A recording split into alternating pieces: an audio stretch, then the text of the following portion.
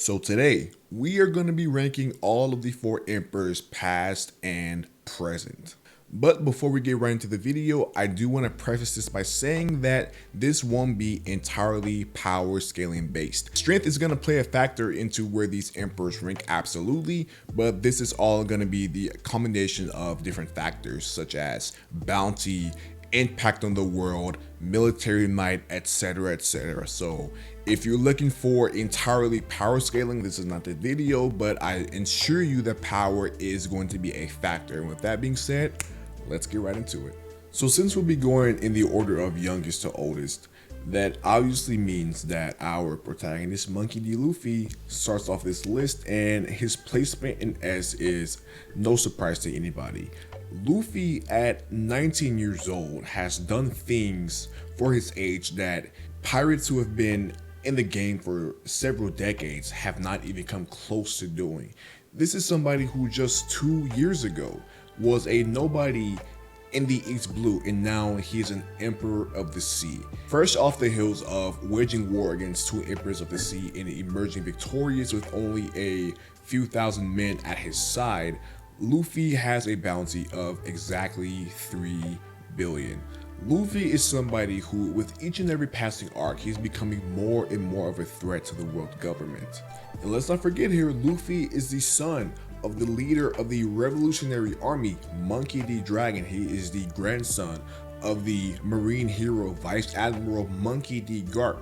Luffy has a grand fleet of 5,600 men, meaning if Luffy was anywhere in the world and he felt that he needed his boys, that is 5,600 people at Luffy's beck and call. Luffy at 19 years old is a pirating legend. He's not even done. Luffy isn't even king of the pirates yet, and yet here he is, a great pirate feared by many, admired by many, but Luffy is that guy. Luffy is the man who's going to be king of the pirates, no doubt. He is the man who is going to tear down the current world government regime and usher in an entire new era, an entire new world order. We all know at the end of the story, Luffy's status is going to be in an entirely different stratosphere. So even though there might be a couple people ahead of him on this tier list, like I said, Luffy is going to be head and shoulders above any other pirate in pirating history. And just thinking about that is kind of crazy, I'm not going to lie to you. But onward we go. So next up, the second youngest of the current 4 emperors, Buggy the Clown. And I'm not even trolling right now. I'm so serious with Buggy and S, and I know it's ridiculous. It's you might call me crazy, dude, but hear me out. Okay, look. We know that Buggy as a fighter, incompetent.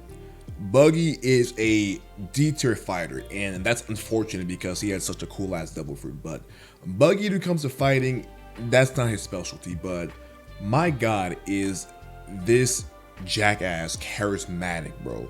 This is a guy who somehow, by the force of God himself, freed hundreds of prisoners from Impel Down, and these prisoners dedicated their life to him. These prisoners are still working under Buggy. Buggy is a fraud. Buggy is one of the biggest frauds in the entire series, bar none. But you can't deny his influence. The facts are the facts, man. You can't deny what's in the story. Buggy just happens to be incredibly lucky.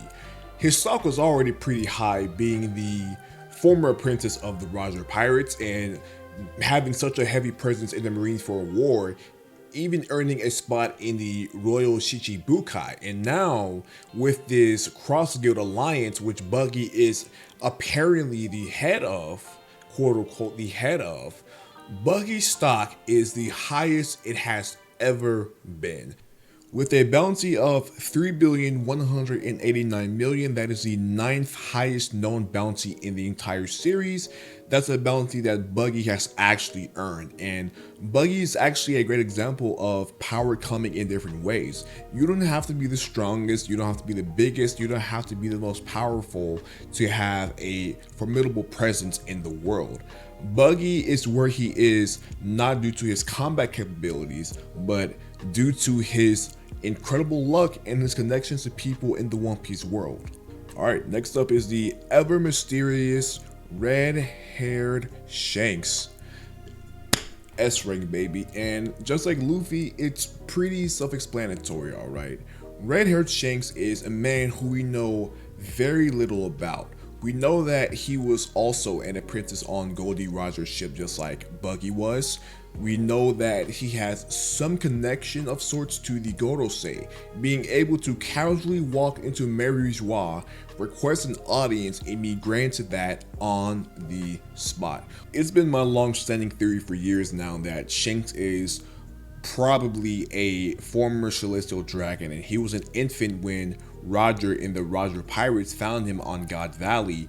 If you look up Shanks' age, he's 39 years old, and the God Valley incident was exactly 38 years ago. So, red hair Shanks being a world noble, that wouldn't surprise me, and I think that's the only possible logical explanation as to why this man can go to Pangaea Castle and speak to the highest of the celestial dragons without any sort of resistance, without any sort of backlash. These guys were completely willing to hear out Shanks, and there just aren't that many people in the One Piece world, let alone pirates, that have that level of clout. Shanks is a man who is second to none. He is really in a caliber of his own when it comes to connections in the One Piece world.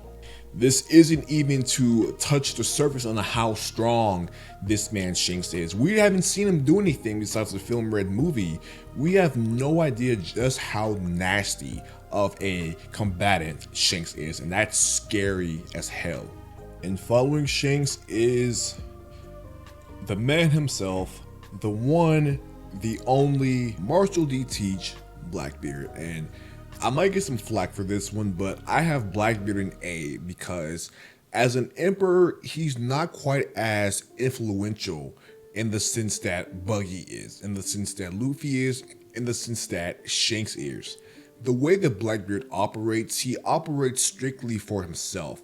Blackbeard moves very different compared to someone like Luffy, who is actively fighting Emperors of the Sea. The way Blackbeard became an Emperor of the Sea was by stabbing his captain in the back and taking his devil fruit after the man's passing. That is some of the grimiest you can ever do, and Blackbeard did that. So Blackbeard is a different breed of pirate. He's not a pure pirate.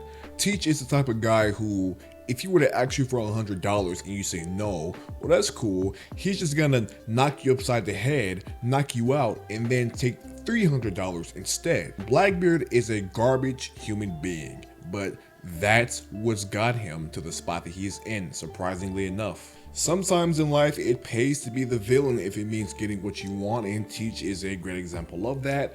Always being opportunistic like a fox waiting to prey on a small little rabbit. With a bounty of 3,996,000,000, Blackbeard is worth every berry of that bounty.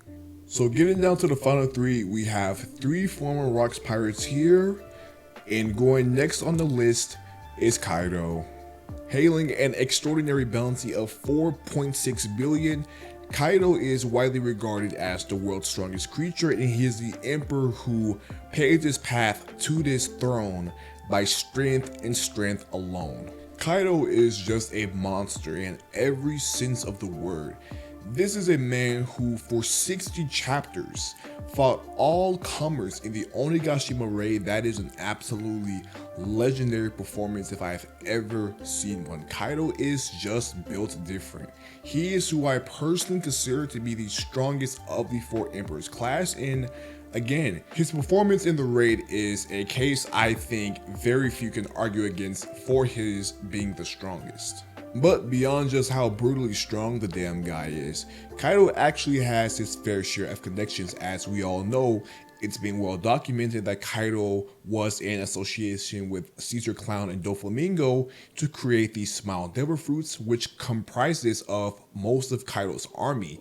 Tens of thousands of artificial Devil Fruits users With that sort of manpower at your disposal, it's only right that Kaido sits where he does at this list. Kaido himself is strong, he's surrounded by a strong army, including the Tobiropo and the Elite Performers. Kaido is a fearsome, mighty man worthy of the title of Emperor of the Sea. He personifies that title more than anybody, I think. Going on the list, second to last, is the Queen of Totland herself, Charlotte Lin, otherwise known as Big Mom. The horrifying Queen of Totland totals a bounty of 4,388,000,000 berries. Charlotte Lin is a figure with many ties throughout the One Piece world. Besides just being a former member of the Rock's pirate crew, Big Mom is known for her political marriages. This is just one of the countless maneuvers she uses in order to gain further standing in the utopia she is so eager to create. On top of her 85 kids, she is shown to have great military might, as she has a number of pirates in the New World working under her command. Big Mom is also a physical specimen in her own right, being roughly around the same level as Kaido in terms of strength. So why is she ranked A instead of S? The reasoning for that is very simple, and that's because Oda likes to make Big Mom the butt of the joke more often than not. You would never see Kaido getting hit in the face with a freaking motorbike. You would never see Kaido being tossed and thrown out of Onigashima as if he's a toddler. Big Mom's portrayal over the years has been kind of shaky because there are times where she looks so beastly and there are times where she looks like an idiot. And it's really unfortunate because I do really like Big Mom. Hell, I have a Big Mom figure right here. In fact, I'm a big fan of Big Mom, but even I have to be honest when it comes to how she's written over these last couple of arcs. Big Mom has her strengths, but my god, Big Mom also has her weaknesses. Therefore, I can't in good faith put her in S tier. For right now, she's gonna have to settle for A tier above Blackbeard, and I think that's a pretty fair placement for her. Lastly on this list, we have the strongest man in the world, Eduardo Nugget. And we all know where Whitebeard is going. The top of S tier. Is this biased? You're damn right it's biased, but it's Whitebeard. We all love Whitebeard, man. If you don't love Whitebeard, you're not a human being. There's something seriously wrong with you. The legend of Whitebeard goes so deep, it's not even funny. Whitebeard is the one man in the entire world who was the closest to the One Piece other than Goldie Roger. Meaning if Whitebeard himself wanted the One Piece, if he wanted the throne of Pirate King, he could have damn well had it, but that's not something Whitebeard was interested in. Instead, the only thing Whitebeard desired was a family.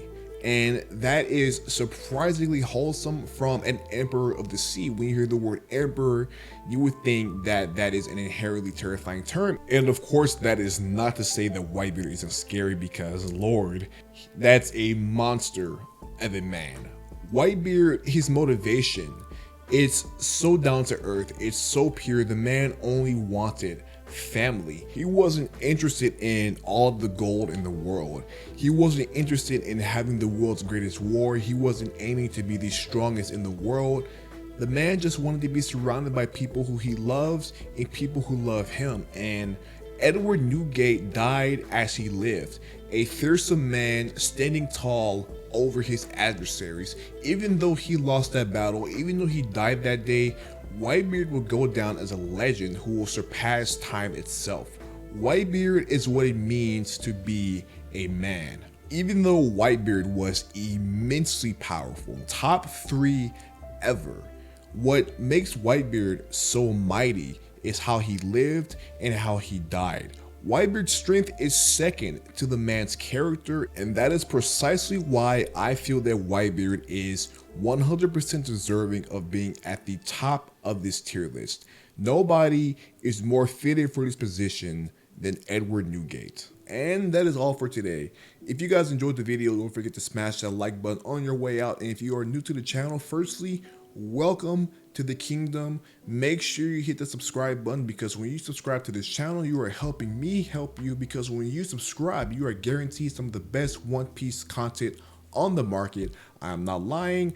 I would never do so. Believe me when I say it, because it is the fact of the matter. You fine people, enjoy the rest of your day, and I will catch you guys on the flip side. Stay gold, man.